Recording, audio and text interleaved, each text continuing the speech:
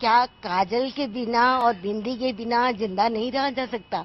इस व्हीलचेयर के बिना मैं नहीं रह सकती, क्योंकि ये मेरे पैर है। अगर ये छिलिए जाएंगे तो मेरे लिए जिंदगी बिल्कुल खत्म हो जाएगी, 0%।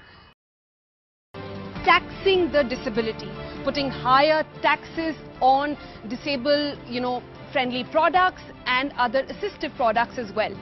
Earlier, the government had proposed a 18% tax. After much uproar, they have brought it down to 5%. But the activists are saying this is still not enough. When earlier there was no VAT at all, why tax disability now? We've got Anita Rastogi from PricewaterhouseCoopers to really debunk this entire very complex, convoluted tax GST. Anita, just help us understand. Today, in a fresh press release by the government has made it very clear. They are saying the reason they have imposed 5% is because you can reclaim that tax. There is 18% on the products initially when they go into manufacturing. This 5% is actually something you can claim back. They are calling it a win-win situation. Is that really so? So I think before I answer that question, let me explain you the context of GST and why we are now questioning these actions of the government. What GST really means is that every transaction has to be taxed and the businesses should not bear the burden of the tax. But unfortunately, GST also says that the ultimate burden of the tax is on the end customer. Okay.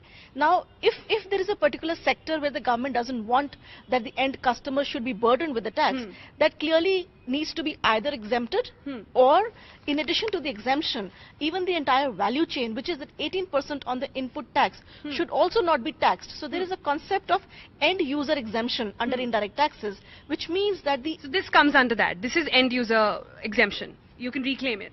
No. So this does not come under that. This is a suggestion which I'm giving, that if this particular sector wants that there should be no tax on it. This is not a great idea that, I instead of making it a 0%, I make it 5% because I'm able to get the credit.